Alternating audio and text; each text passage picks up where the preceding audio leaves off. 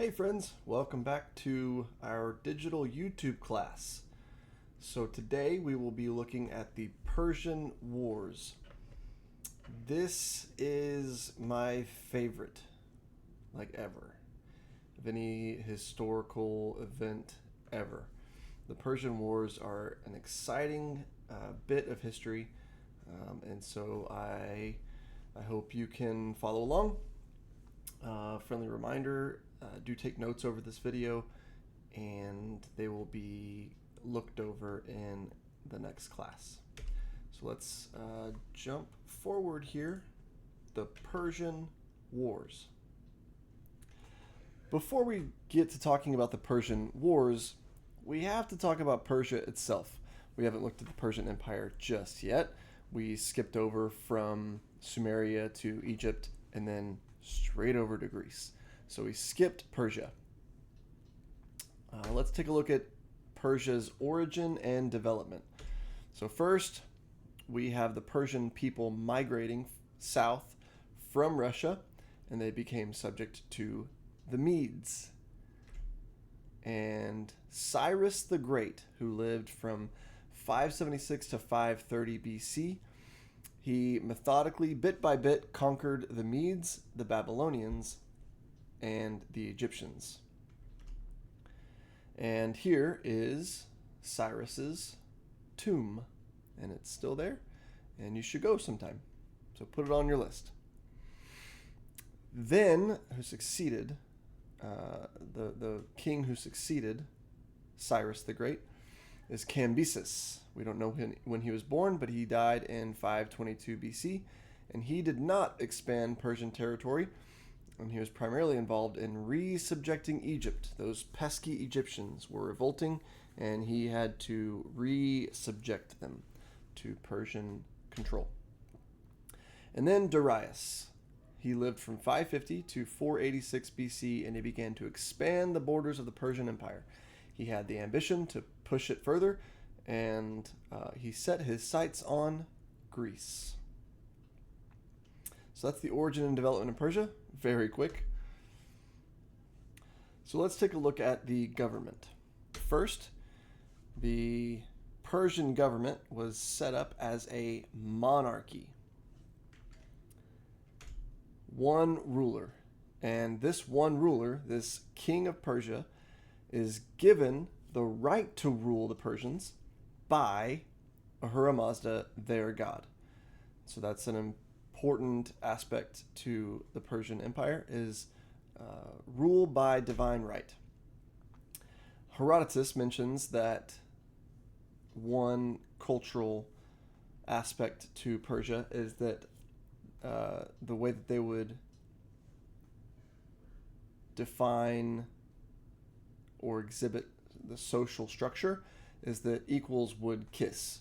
And so equal men would kiss on the lips, equal princes would kiss on the lips, but you wouldn't kiss like down or up. Proskinesis to superiors. What this means is a literal bowing down to the ground. So you would put your knees on the ground and then lay forward as a bow, and you'd lay prostrate and you'd bow to your superiors. Okay, we're going to look at the ways that the Persian Empire was organized, and they were organized in satrapies. Satrapies were basically provinces or regions, areas of Persia that were broken up and led by a satrap. And they were given political independence, independence to rule over their little satrap. But they would give tribute to the king. Okay, and so what a tribute is, it's an annual payment of silver or gold or whatever the king needed, whatever he required, given to the emperor. Okay, and so he would send emissaries over to the satraps, the satrapies, and the satraps would then organize that tribute and offer it to the king. The king was not oppressive or cruel, and neither were the satrapies. The satraps, rather. Not oppressive, not very cruel, and so what we would call reasonable leadership. And this is a map of Persia. Notice that they have control over Egypt and the Fertile Crescent here, and the Levant is what it's called. This, where modern Israel is. Asia Minor, Macedon, and north of the Black Sea, and then all the way into the Middle East and India. So very, very important. And it's a very, very large empire. Okay? So Persian rulers wanted to rule side by side with the Greeks. They wanted to simply call it their empire. The Greeks would maintain independence over their city-states, but they would be giving an annual tribute to the king. So, that's very reasonable, I think. The Persian culture was culturally refined. And one of the ways we look at this is that men wore gold jewelry. So the higher up you were, the more prominent you were in Persian society, the more gold jewelry you would wear. And get this, guys, the Persians exercised in pants, unlike the Greeks. How weird. The religion of Persia is Zoroastrianism. So it's the worship of Ahura Mazda, their god. Zoroaster was a man. He was like a religious reformer and a teacher of the Zoroastrian religion, which centered upon Ahura Mazda, worship of Ahura Mazda. The Persian religion of Zoroastrianism consisted of, well, some distinctives about it are their fire altars. They would have like an eternal flame of fire lit at these altars that would burn constantly. Their form of sacrifice was a little odd. They did a practice called ritual exposure, where they would leave the sacrifice out to be eaten by the birds. And so it was considered nature, the gods would consume the sacrifice that way. Other than what was typically done in most religions is burning the sacrifice up, and the aroma of the burning would ascend to the gods. And then the priests would feast off of the meat. So it would basically be a barbecue, and then the entrails would be burned. But that's in other faiths. In Zoroastrianism, they did ritual exposure, where the sacrifice was left out and would be eaten by birds and worms and such. So this is a gold cup from Persia. It's very fine and ornamental. This is a ring that would be worn by a Persian. And here is an adaptation of King Xerxes in the movie 300. And I don't know how accurate this is, but he's a dude, a king, and he's very ornamented with gold jewelry, lots of gold jewelry. He's got armbands on, he's got an elbow band on, he's got many bracelets, he's got many rings, and those are just on his arms. On his neck, he has many golden necklaces and many chains hanging from his neck. And he's got a chain hanging from his nose to his ear. Anyway, this shows you that the men of Persia were finely ornamented with jewelry. And the more jewelry you had, the more prominent you were. And here is the famous Persian cat, which is Persian. That is Persian culture, and that is the Persian Empire in a very, very small nutshell. Okay, the Persian Wars. Let's get started. The Persian Wars was sparked by the Ionian Revolt in 499 BC. Aristagoras, a man, incited the Ionian Greeks to revolt against the Persian satrap. And so if we... Okay. The coast of Asia Minor, let's just zoom into the map here. Yep. The coast of Asia Minor is here. It consists of the Greek cities Malay, Ephesus, Sardis, Daskyleon, and later Byzantium. This is later. Okay, so this coast, remember Greek colonization, the Greeks colonized this coast, this western coast of Asia Minor, and it is Ionia. Well, during this time, the 500s BC, Ionia was a part of the Persian Empire, and they owed tribute, the annual tribute, to the king. And so, Aristagoras, go over there. Aristagoras incited the Ionian Greeks over here on this coast to revolt against Persia. Okay? Got it? Got it. Aristagoras convinced Athens to come help with the revolt. And so they burned Sardis in 498. Sardis is here. It's spelled funny because it's, of course, a map in a different language. Or maybe, I don't know. Maybe that's the modern name. Anyway, this is ancient Sardis here. And with the help of Athens, the Ionians burned Sardis in 498. Darius got angry. The Persian forces had to come in and quell. Do y'all know that word? Quell. To put to rest, to put out, maybe, the revolt. Okay? So they defeated the rebels.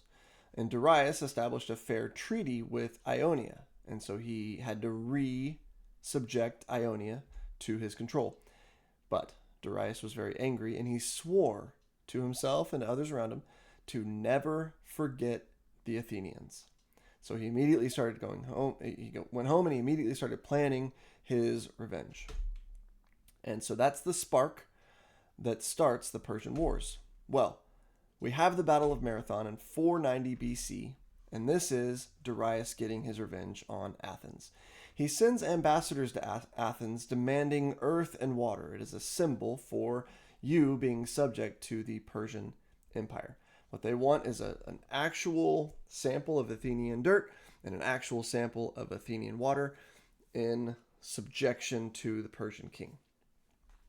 Athens refuses because one of the highest virtues for an Athenian is freedom. And that's why they have democracy in their city, is because each Athenian man is free and he will not be governed by a king. So they say no, much to the offense of Darius. Oh, here's another map, and this is a map of Athens. The yellow is called Attica. It's the region around Athens. Here is the city of Athens. Are y'all seeing the mouse, hopefully? Here's the city of Athens, and here's the port city of Piraeus. Remember, there's a wall between, and there's all these little cities over here too. So notice this city right here, Marathon. It is on the eastern coast of Attica. And so the Persians, Darius and the Persians, send a fleet to the coast of Marathon. Darius then sends a small punishing force to Marathon. 6,400 Persians were pushed into the sea at the Battle of Marathon by the Athenians with some help. So here is a nice depiction of the battle. Here is a Persian ship. Notice it's not a trireme. It's not a bireme. It's a monoreme, I guess you could call it. It's here at the coast. A bunch of Persians in blue are jumping off, but the Athenians are fighting back. See, the Persians are scared and dying, and it's real sad, and they're drowning. And the Athenians back here are pushing them into the sea, and that's actually what happened. So it was a resounding Greek victory, Athenian victory. The red is Persia, and they start on the beach in this formation, and they push forward, and they condense in. Notice these arrows. And so you have these columns here in the rear and up front. Well, here's what the Greek army does. You have a center here, and you have two flanks. These two flanks split apart, and they surround the enemy. And so you have this center pushing forward and pulling back, and then you have these flanks squishing in, and then they go ahead and drive the Persians into the sea. And that occurred in 490 BC. And here is a relief, a depiction of the battle. There was cavalry present. And okay, this was heroic. And the Athenians, I need to pause here for a minute and tell you the story, because obviously you have heard of a marathon. So what is the connection between the race, a marathon, and the city or the battle of Marathon? Well, legend has it that when the Greeks had been victorious, a messenger was sent from Marathon to Athens to report to the leaders of Athens that Athens was victorious. It just so happens that the distance between Marathon and Athens is 26.1 miles. I think that's the amount. I don't know. I'm not a marathon runner, so I don't know. Anyway, it's close. 26.1 miles, and that became the distance for a marathon. So every marathon is run as like a tribute, an evoking of the initial marathon, which was run from Marathon to Athens to announce the victory to the leaders. Okay, this Battle of Marathon, this victory, was a point of extreme pride for the Athenians, and the people who fought, the veterans that fought at Marathon, were called, they were given a very special distinction, a special name called Marathonomachoi. Marathonomachoi, which means the fighters at Marathon. Mach is where we get our word machete, and it's the thing that you fight with. Mach. So that's the word for fight. The plural here, so we say fighters. Fighters at Marathon. Okay? So that was a title for the heroes of the battle, and they won glory and secured freedom for Athens. So Marathon is huge. Darius is sent home, and he's licking his wounds and is even more angry. And the Athenians and the rest of the Greeks have a chance to clarify their national identity. And this is pretty significant. So, this Battle of Marathon helped them define what their national identity was. And it's seen in what they are and what they are not. Okay? What they are is the ideal Greek, the ideal Athenian. What they are not is alterity. The root word of alterity is alter, like something different. And so alterity is what we are not. Okay? So what is a Greek not? What is an Athenian not? An Athenian is not a barbarian. He's not a Persian.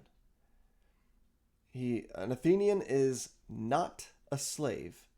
An Athenian is not Persian. Okay? So the Persians come and invade, and then the Athenians beat them, and then they can very easily say, we are not them, we are Athenian. Okay, what is a Greek? What is that ideal? Number one, unity.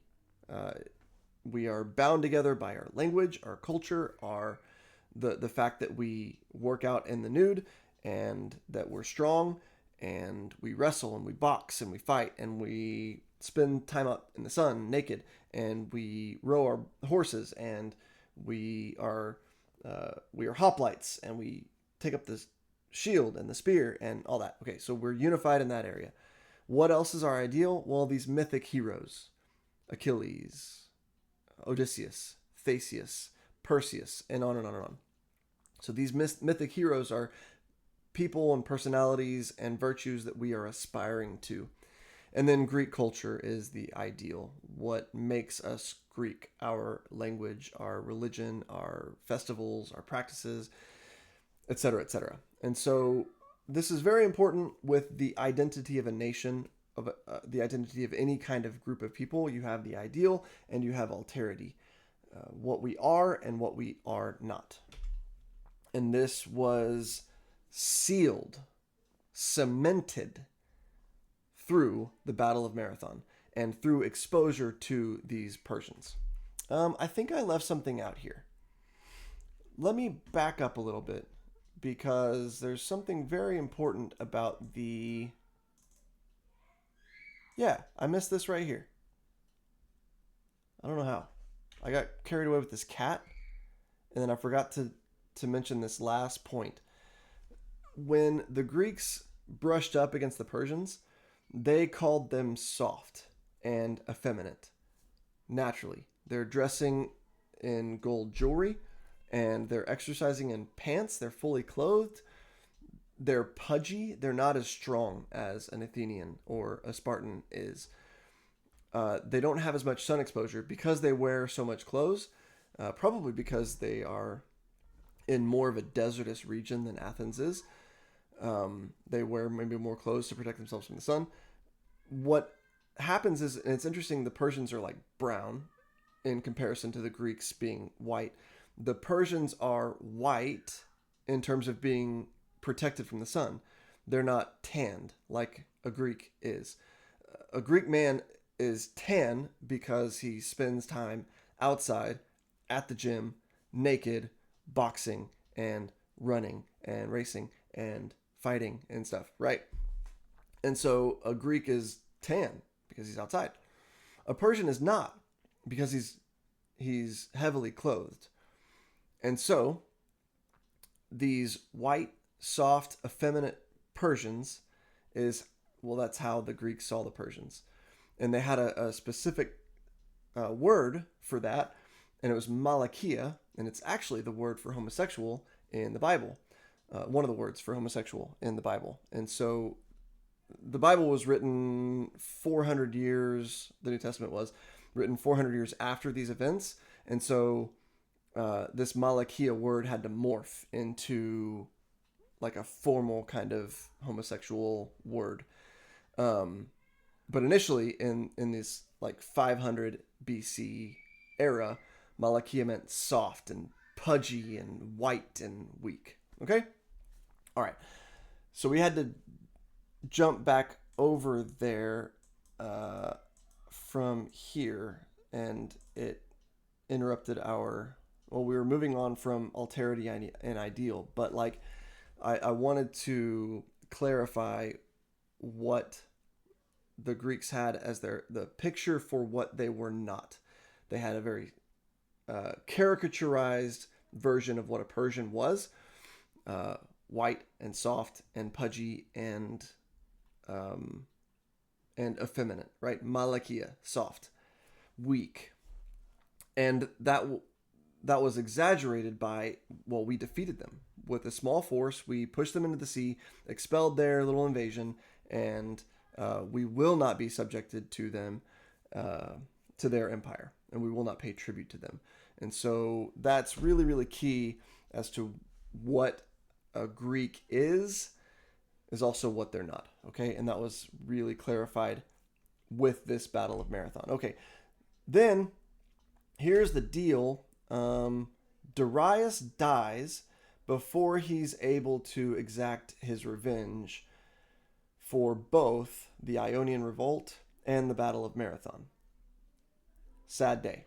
Well, Xerxes decides to take over, and he began a full-scale invasion to conquer and annex all of Greece. Very ambitious. And this thing went to the map too quick. I wanted to show you the plan. And I'm sorry this map is in Russian. By the way, the reason I do this is because these maps are great, and they show us what we need to see, which is the path that Xerxes took on his trip to Greece to try to conquer Greece. And so just bear with the Russian. Okay, we're looking at the lines and also the geography. We're not trying to pronounce these words. Don't worry about it. I'll help you here anyway. All right, so this is Asia Minor here. So Xerxes is coming with his army from the capital of Asia Minor, which is over in Babylon and stuff. And he marches forward, and then he launches the navy here on one of these coast cities of Asia Minor, of Ionia, right? Okay, so the army is going here.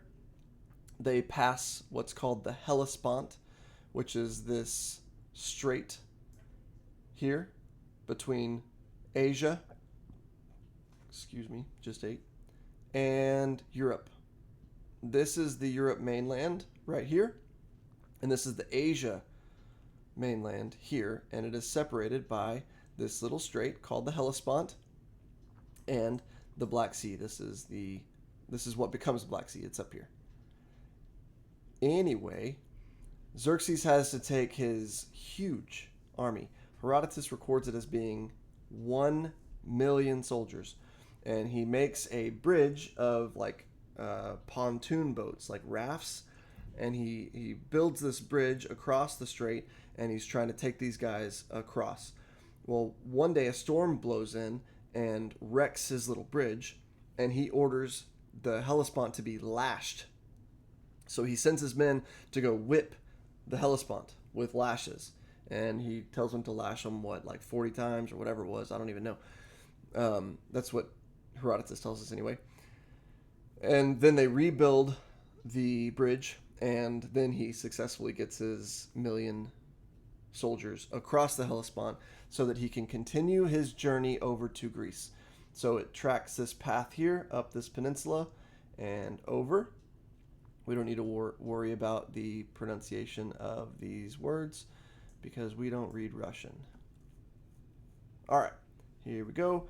And by the way, this is the Persian fleet.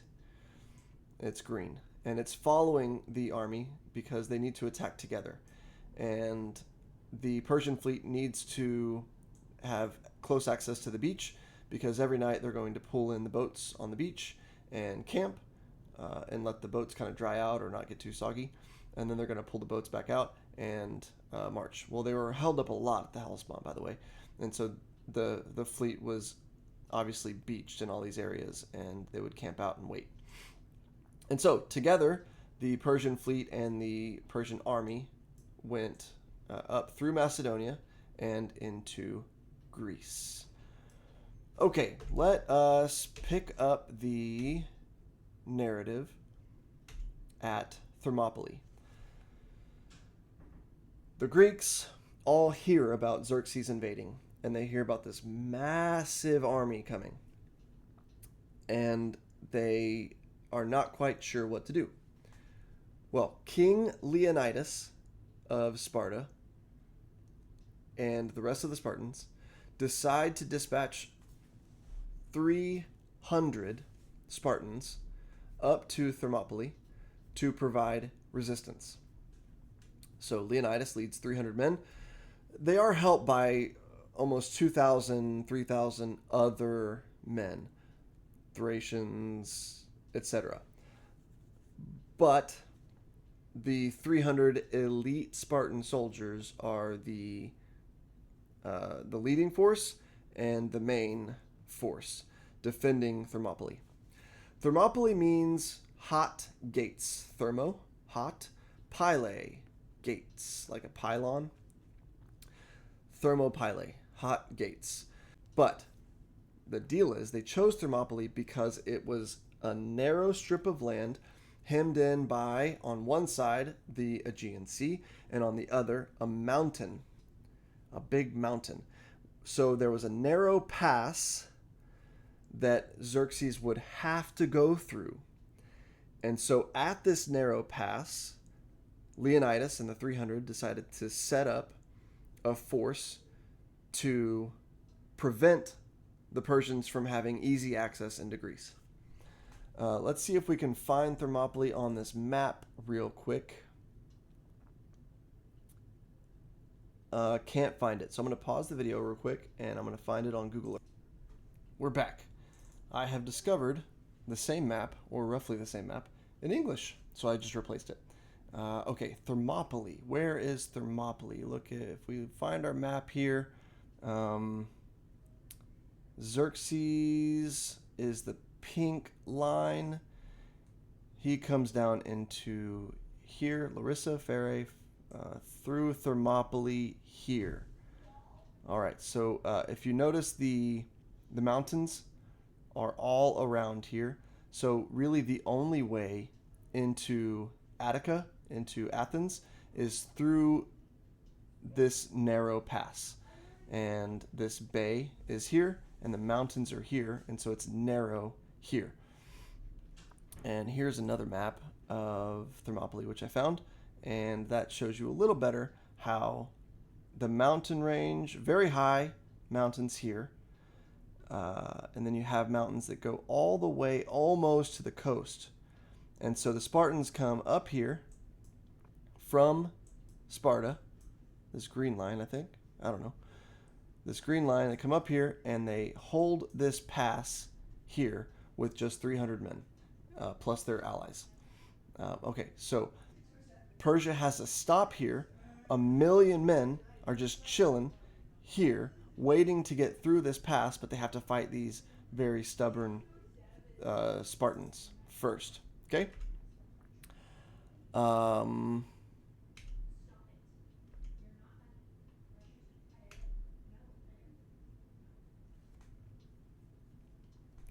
So, King Leonidas and his 300 bodyguards held a stand against Xerxes' advance. They held the Persians off for 3 to 5 days, buying Greeks precious time to prepare. If not for this, they would have gone straight through the pass and straight into Attica and started burning the fields and the houses, and for sure would have been subjected by the massive army. And so this was crucial. Here's a cool depiction of the battle. Here at Thermopylae, we have a line of phalanx. You see the L for Lacedaemonian. That is the Spartan shield here, and this is Leonidas himself with the hat, or maybe this is Leonidas with the hat. Oh, they're not all supposed to have hats. I mean, with the plumes. I was supposed to say plume, not just hat. Plumes. They're not all supposed to have plumes. Only the commander has a plume. You know what a plume is? It's that hair on top. And so anyway, I think this is Leonidas here, and here is a line of phalanx. Notice the shields and the spears going up, and here is the Persian line, the very soft, weak, effeminate Persian line, where it is much more evenly matched.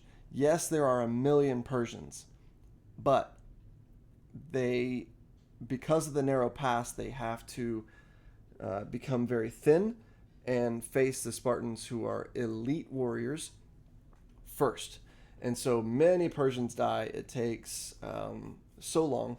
The result of the battle is, of course, a Greek defeat. Every Spartan and every one of their allies are defeated and killed in this battle.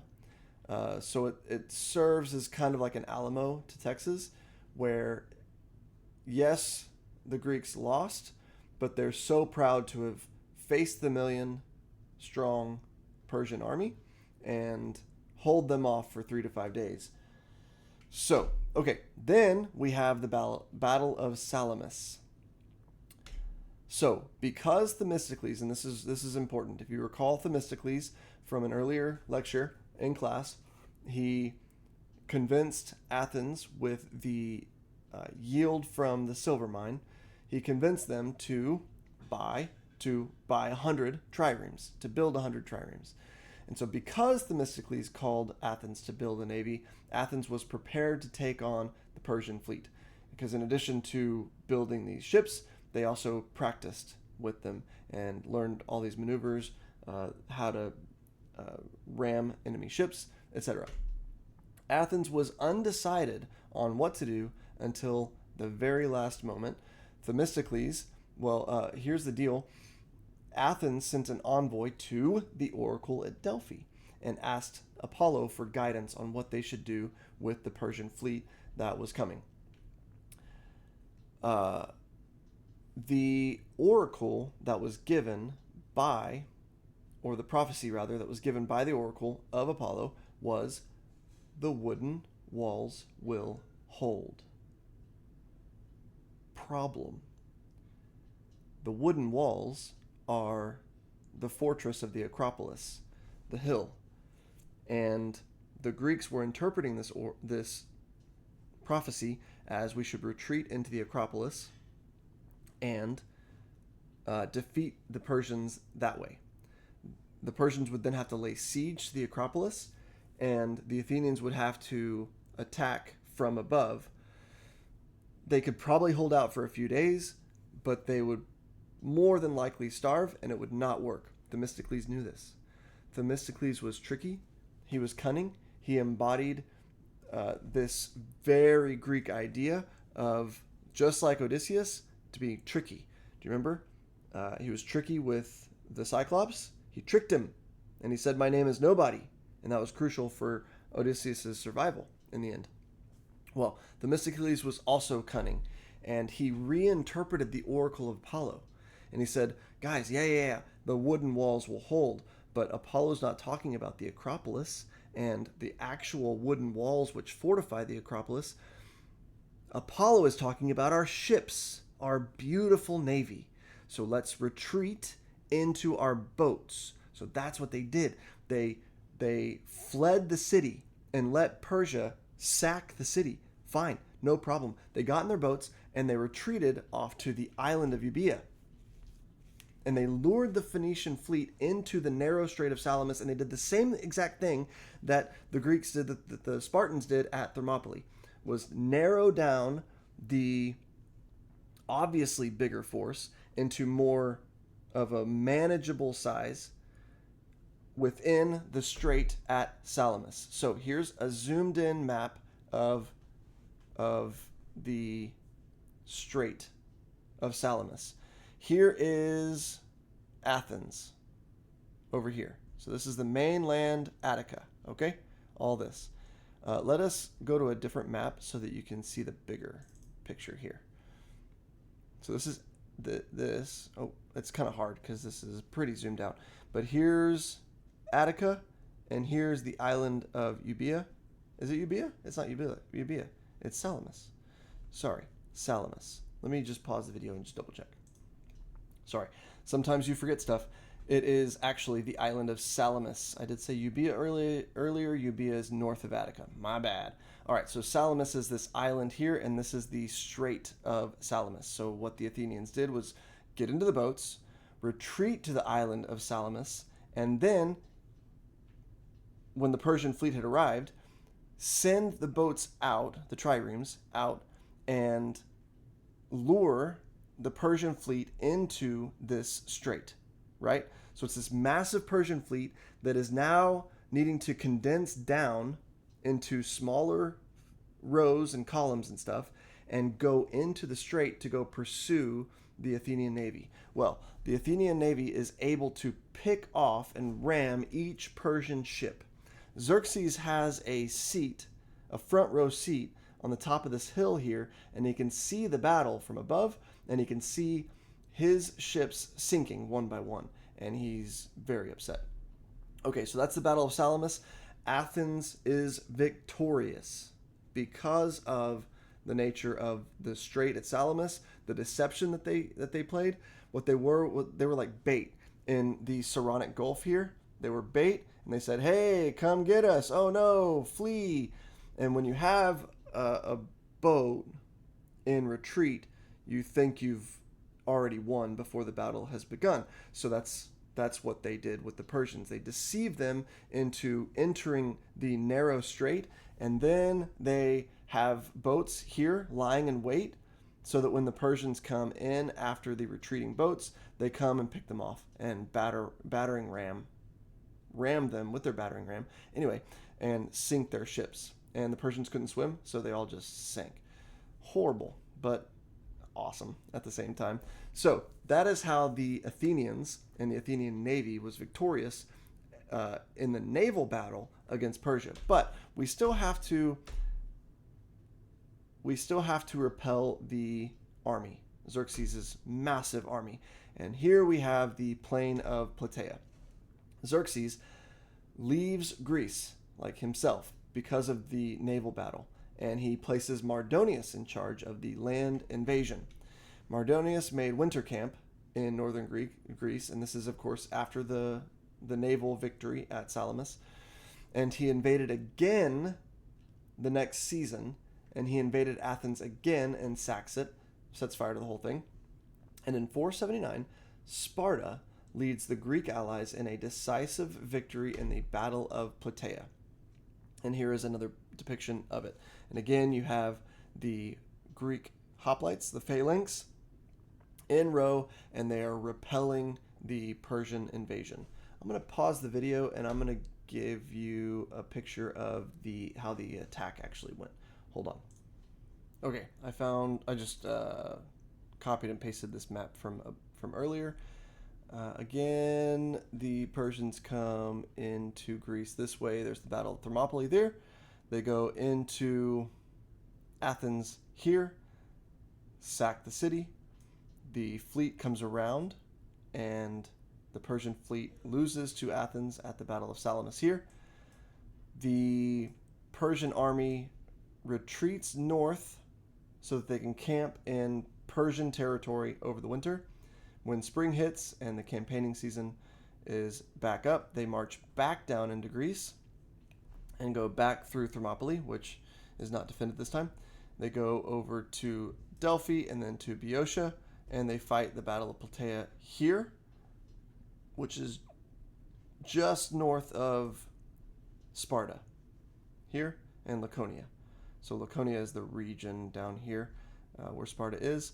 And so you go north of this isthmus here, and you have the Battle of Plataea there. And anyway, long story short, it was a decisive victory for the Spartans and their elite hoplite force. So Persia is expelled once and for all, and the Greeks are officially free. Exciting. We have a summary here, sort of an overview. Aeschylus, a Greek poet in 472 BC, wrote a poem called the Persae, which is just a plural form of the Persian, and so it's literally called the Persians. And I included an excerpt for y'all. It is the only Greek play that's based on contemporary events, which is interesting. And it is about the Persian response to the news of their defeat. So once again, this is a Greek play imagining how the Persians would respond to the defeat of invading Athens, right? Atassa, both of these are Persians. So Atassa is a Persian, the leader is a Persian. So Atassa, have they sufficient treasures in their houses? Their rich earth yields a copious fount of silver. From the strong bow wing, they the barbed shaft? Are there archers among them? And the leader says, no, they grasp the stout spear and the massy shield. Again, the hoplite, right? Atassa asks, what monarch reigns, whose power commands their ranks? The leader says, slaves to no lord, they own no kingly power. And I'm sure at this point, the audience erupts in shouts of applause and hoorays and shouts of pride because they are slaves to no lord. And Atassa says, well, how can they then resist the invading foe? As to spread havoc through the numerous host that round Darius formed their glittering files. And this speaks to the phalanx. All the massive amounts of hoplites with their brutish fighting style, their numbers. They surrounded Darius with their glittering files, so their shields would reflect the rays of the sun. And again, this is a point of pride for the Athenians and the other Greeks. And Atassa says, thy words strike deep and wound the parent's breast, whose sons are marched to such a dangerous field. The parents are the parents of the soldiers. The soldiers are the sons who are marching to a dangerous field and to a hostile end. And so that's the story of the Greek expulsion of the Persian invasion. And it is the perfect picture of how the Greeks can unite in times of trouble. Xerxes and the Persians invade. All of the city-states unite together to expel that invasion, both the navy and the army. And so that is the end of the lecture on the Persian Wars. Next, we will get on to how these events helped build the classical age of the Greek civilization. So, see you next time.